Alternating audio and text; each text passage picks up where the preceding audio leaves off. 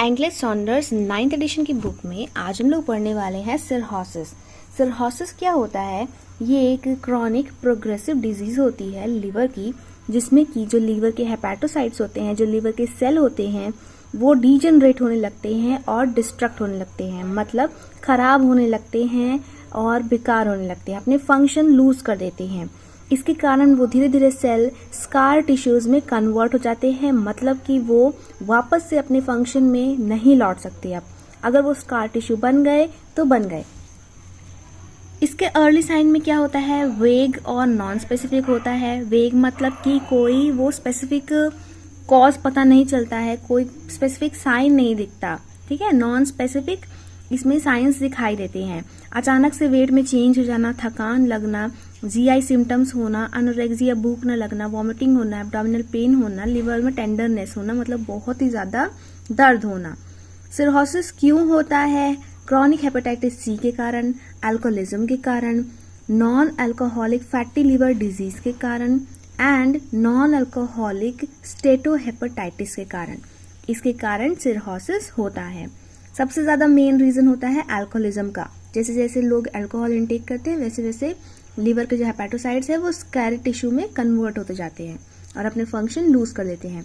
Complications में क्या हो सकता है? तो पोर्टल हाइपरटेंशन हो सकता है। जो पोर्टल वीन निकलती है लीवर से, उसमें बहुत ज्यादा प्रेशर होने के कारण वहां पे उसके फ्लो में ऑब्स्ट्रक्शन आ सकता है। दूसरा है असाइड्स कॉम्प्लिकेशन हो सकता है। असाइड्स मतलब जो पेरिटोनियल कैविटी होती है, वहां पे फ्लूइड का इकट्ठा होना।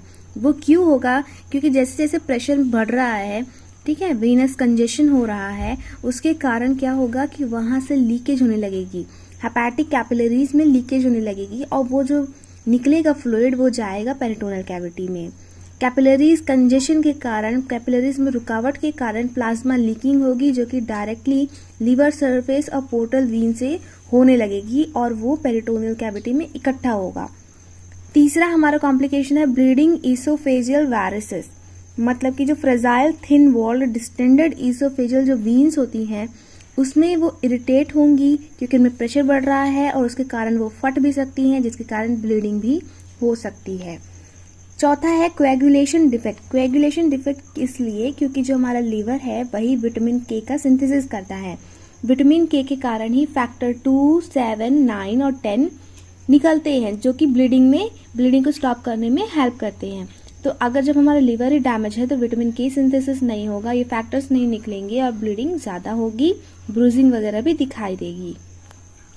देन होगा जॉन्डिस। ये एक पेशेंट है जिसको सिरहोसिस है और ये सारे ही फाइंडिंग्स लिखे हुए हैं कि उस पेशेंट को क्या क्या हो सकता है।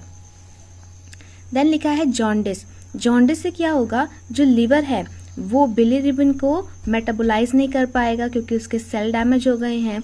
एडिमा वगैरह दिखाई देगा लीवर में, फाइब्रोसिस दिखाई देगा, मतलब फाइब्रोइड टिश्यूज दिखाई देंगे लीवर में, स्कैरिंग होगा, हेपेटिक बाइल डक्ट्स जो हैं वो इंटरफेयर होंगी और नॉर्मल बाइल और नॉर्मल बिलीरुबिन सिक्रीशन भी इंटरफेयर होगी, मतलब अच्छे से सिक्रीट और अपना काम नहीं कर पाएगी।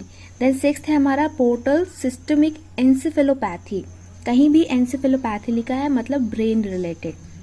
एंड स्टेज ये होता है, एंड स्टेज में पोर्टल सिस्टमिक एंसेफेलोपैथी होता है, जिसमें कि क्या होता है? अल्टर्ड लेवल ऑफ कॉन्शियसनेस दिखाई देता है हेपेटिक फेलियर के कारण, न्यूरोलॉजिकल सिम्टम्स दिखाई देते हैं, इम्पेयर्ड थिंकिंग होती है, न्यूरोमस्कुलर डिस्टर्बेंस दिखाई देते हैं, क्योंकि जो लिवर है वो अपना काम नहीं कर पा रहा, वो न्यूरोटॉक्सिक एजेंट्स को डिटॉक्सिफाई नहीं कर पा रहा, जैसे कि अमोनिया को वो बॉडी से एक्सक्रीट आउट नहीं कर पा रहा।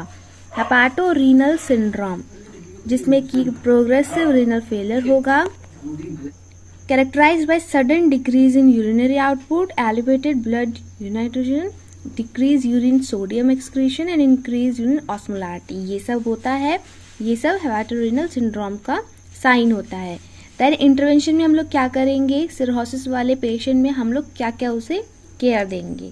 तो क्या करना है हमको? Elevate the head of bed to minimize shortness of breath. जैसे कि लिवर डैमेज हो रहा है तो वो अगल बगल के टिश्यूज पे, लिवर में एडिमा हो रहा है तो वो डायफ्राम पे भी प्रेशर डालेगा, लंग्स में भी प्रेशर डालेगा, इसीलिए हमको हेड को एलिवेट करके रखना है ताकि जो उसका ब्रीथिंग होगा वो अच्छे से बना रहे।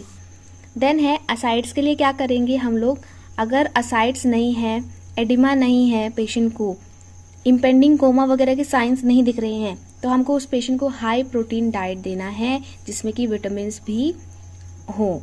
सप्लीमेंटल विटामिन दे सकते हैं जैसे कि बी, ए, सी, के, फॉलिक एसिड, थायमीन, ये सब हम लोग सप्लीमेंटल विटामिन दे सकते हैं। सोडियम इंटेक को रेस्ट्रिक्ट करना है, फ्लूइड को भी रेस्ट्रिक्ट करना है क्योंकि ये एक्सक्रीट आउट नहीं हो रहा है इसलिए। इंटरनल फीडिंग कर सकते हैं, टोटल पेरेंट्रल न्यूट्रिशन भी दे सकते हैं जैसा कि पीएससीपी प्रेस्क्राइब करेगा। डायूरेटिक्स दे सकते हैं ताकि जो असाइड्स है उसका फ्लूइड धीरे धीरे करके बॉडी से पास आउट हो जाए। इनटेक आउटपुट करना है, इलेक्ट्रोलाइट बैलेंस करवाना है, एब्डोमिनल गर्थ को डेली मेजर करना है, मतलब एब्डोमिनल जो है वो कितना वो मेजर कर रहा है उसको डेली मेजर करना है, उससे पता चलेगा कि असाइड्स कितना बढ़ रहा है कितना घट रहा है। लेवल ऑफ कॉन्शियसनेस चेक करना है और प्री कोमा स्टेट को भी मॉनिटर करना है कि क्या पेशेंट को ट्रेमर्स वगैरह आ रहे हैं, डिलीरियम आ रहा है। देन एक मोस्ट इंपॉर्टेंट साइन होता है एस्ट्रिक्सिस। ये क्या होता है, इसमें फ्लैपिंग मूवमेंट दिखाई देती है, मतलब जो हाथ होते हैं ना, अगर हम पेशेंट को कहें कि वो अपना हाथ सीधा कर ले, दोनों हाथ सीधा कर ले, तो एकदम फ्लैप टाइप के मूवमेंट्स होने लगते हैं, तो इसको हम लोग एस्ट्रिक्सिस कहते हैं। ये सिरहोसिस वाले पेशेंट में होता है। क्या होता है ये कोर्स ट्रेमर होता है, rapid non rhythmic extensions and flexion in the wrist and finger. हम लोग इसे डायग्राम में देखेंगे कि क्या होता है। ये है जब हम लोग पेशेंट के हेड को eliciting astraxis flapping tremor, have the client extend the arm, dorsiflexor wrist and extend the finger. Observe for rapid non-rhythmic extension and flexion. जब भी पेशेंट हाथ सीधा करेगा तो उसमें ऐसे फ्लैपिंग मूवमेंट अपने आप होने लगेगी, इसको हम लोग क्या कहते हैं, एस्ट्रेक्सिस कहते हैं। एब्डोमिनल गर्थ को हम लोग कैसे मेजर करते हैं, हम लोग पेशेंट को सुपाइन पोजीशन देंगे, सुपाइन पोजीशन के बाद हम लोग अम्बलिकस से थोड़ा ऊपर मेजरमेंट टेप लगा के हम लोग एब्डोमिनल गर्थ मेजर करेंगे, और ये जो लैटरल पोजीशन है यहाँ पे मार्क कर लेंगे और अम्बलिकल के ऊपर जहाँ पे हमने टेप रखा है वहाँ पे भी मार्क करेंगे, ताकि नेक्स्ट डे हम लोग जब एब्डोमिनल गर्थ को मेजर करें तो हमारा टेप इधर उधर ऊपर नीचे ना हो जाए, यहीं पे रहे। तो इस तरह से मार्किंग करके एब्डोमिनल गर्थ को मेजर किया जाता है। एस्ट्रिक्सिस के बाद एक दूसरा टाइप होता है, एक दूसरा साइन होता है फीटर हेपेटिकस, जिसमें कि फ्रूटी मस्टी ब्रेथ ऑर्डर आता है मुंह से। ये सीवियर क्रॉनिक लिवर डिजीज वाले पेशेंट्स में ऐसी मीठी सी स्मेल आती है। गैस्ट्रिक इंट्यूबेशन किया जा सकता है, विटामिन के दिया जा सकता है, लैक्टुलोज दिया जाता है। लैक्टुलोज क्या करता है, ये पीएच जो बॉवल का पीएच होता है उसको डिक्रीज करता है। साथ ही जो अमोनिया हमारे बॉडी के लिए हार्मफुल है, तो जो भी बैक्टीरिया अमोनिया प्रोड्यूस कर रहे होते हैं उसको ये रोकता है लैक्टुलोज सिरप। और क्या करता है, अमोनिया का एक्सक्रीशन कराता है। एंटीबायोटिक्स दिया जा सकता है, ओपियोइड, सेडेटिव, बार्बिचुरेट्स, हेपाटोटॉक्सिक मेडिकेशंस को हमको अवॉइड करना है क्योंकि लीवर को और डैमेज करेंगे।